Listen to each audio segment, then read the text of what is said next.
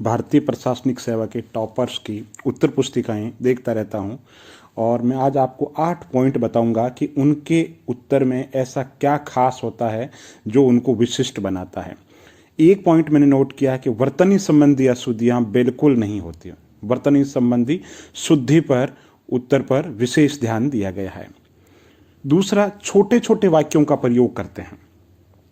तीसरा, उनका इंट्रोडक्शन बहुत अच्छा होता है। इंट्रोडक्शन के अंदर जो उत्तर उन्होंने पूरा लिखा है, प्रारंभ में इंट्रोडक्शन में उसका सार रूप दे देते हैं। कैसे? जैसे बताता हूं कि भारत में वैश्वीकरण एक जीवन दर्शन के रूप में प्रारंभ से ही है।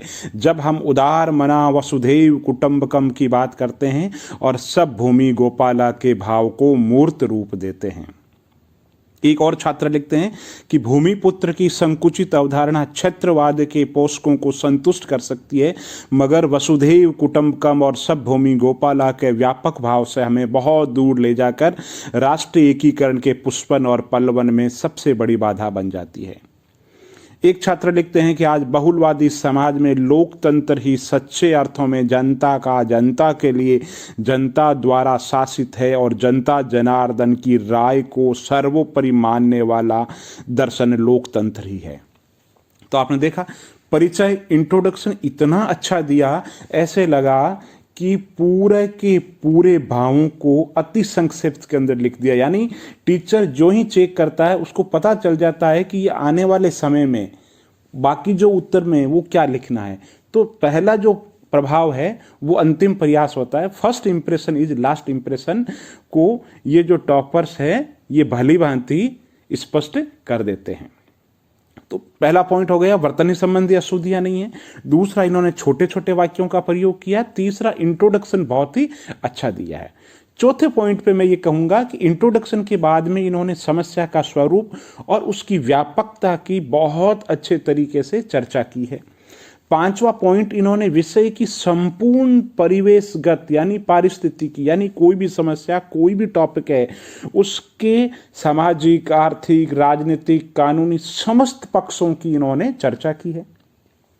छठा पॉइंट मैं बताना चाहूंगा कि चिंता पर चर्चा तो की है, लेकिन सिर्फ नकारात्मक चर्चा नहीं की है, साथ में समाधान पे भी उतनी नजर रखते हैं।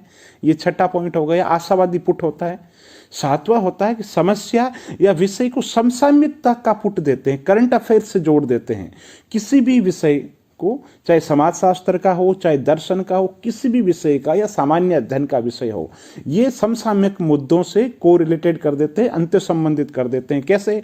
कि जैसे कि भारतीय लोकतंत्र की चिंताओं पर विविध रिपोर्ट्स, जैसे transparency reports, human rights reports, खुशहाली सूचकांक से जोड़ देते हैं।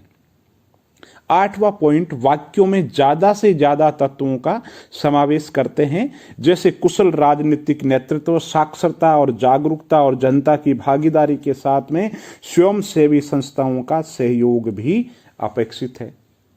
आठवां पॉइंट। इसके अलावा एक ही पृष्ठ पेषण दोष नहीं है। हिंदी में पृष्ठ पेषण दोष का मतलब होता है एक ही बात को बार बार कहना। तो ये रिपीटेशन नहीं है। और ये रिपीटेशन कब खत्म होता है? तो जब कोई भी कैंडिडेट ज्यादा से ज्यादा लिख करके अभ्यास करता है तो उसको पता चल जाता है। जैसे कुछ लोग बोलते हैं तो तकिया कलाम शब्द का प्रयोग होता है। तकिया कलाम का मतलब जैसे एक शब्द, ठीक है ना, ठीक है ना, इसको अगर 10 बार बोलते हैं तो सुनने वाले को बड़ा अटपटा लगता है। ये दोष लेखन के अंदर हम करते हैं, जिसमें एक ही बात को बार बार हम कह देते हैं। तो ये जो वीडियो बनाया है इसका प्रयोजन सिर्फ इतना ही है कि आप वर्तनी संबंधी अशुद्धियां नहीं करें, छोटे वाक्यों का प्रयोग करें, इंट्रोडक्शन बहुत अच्छे तरीके से दें और इंट्रोडक्शन के साथ में समस्या का स्वरूप, उसकी संपूर्ण पारिस्थितिकी पर चर्चा करें, साथ के अंदर जो नजरिया वो आशावादी भी रखें और समस्या को समसामयिकता का पुट देते हुए सारगर्भित रूप से अपनी बात कहें।